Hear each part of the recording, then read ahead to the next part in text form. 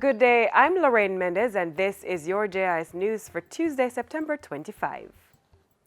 Prime Minister Andrew Holness has called on United Nations UN world leaders to commit to the coalition of peaceful societies. The occasion was the Nelson Mandela Peace Summit at the 73rd UN General Assembly in New York to mark the centenary of his birth. Addressing the group, Mr. Holness said the occasion provides a space for world leaders to affirm the need for healthy and meaningful dialogue to foster peace, reconciliation, and communal accord. Prime Minister Holness said he believes these are principles that Mandela would want leaders to promote. Admittedly, these goals are not easily achieved without significant sacrifice from leaders. No one understood this more than Nelson Mandela. He asserted that real leaders must be ready to sacrifice all for the freedom of their people. That was his mantra, and sacrifice he did. Like Mandela, we too must commit to the consolidation of peaceful coalitions. What better occasion than this summit to do just that? Let that be our legacy in his honor. National Security Minister Dr. Horace Chang says the security forces have been given the required resources to deal with all three areas under the state of public emergency.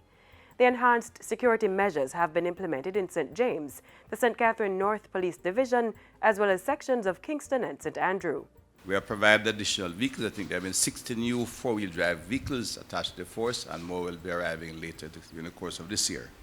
The Jamaica Defence Force, of course, has been recruiting aggressively through the Jamaica National Service Corps, and therefore has built out the numbers. Dr. Chang says over 600 constables have been added to the Jamaica Constabulary Force, JCF, since the start of the year, with another 200 to join in November. The National Security Minister says the government will continue to provide the necessary resources to maintain public safety.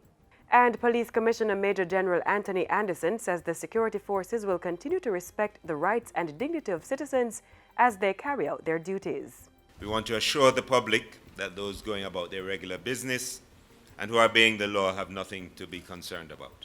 The Police Commissioner and National Security Minister were speaking at a press briefing Sunday to announce the state of public emergency in the corporate area. The Cornwall Regional Hospital in Montego Bay will have a diagnostic center by the end of this year.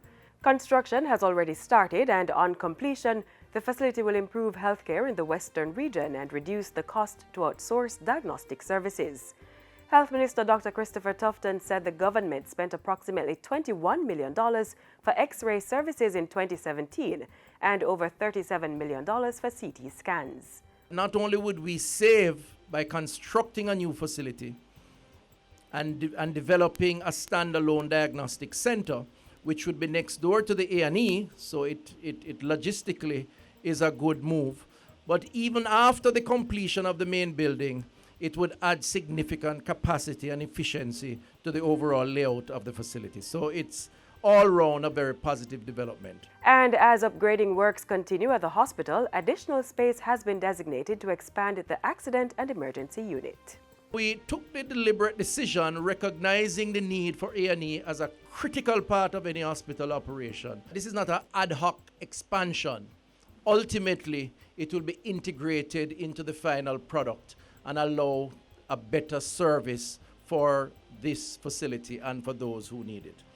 Meanwhile, the Ministry of Health continues to roll out its compassionate care program across health facilities, the latest at the Black River Hospital in St. Elizabeth. The program includes the training of staff to deliver professional customer service to patients. Health Minister Dr. Christopher Tufton says there needs to be a balance between clinical care and emotional support.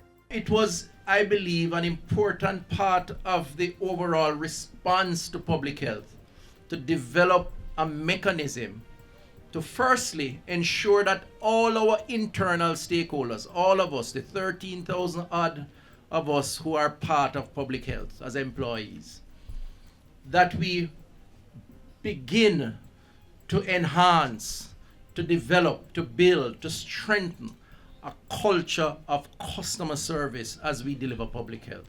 Dr. Tufton was speaking at the launch of the Compassionate Care program on Thursday. 200 staff members at the Black River Hospital received basic training in customer service and customer care.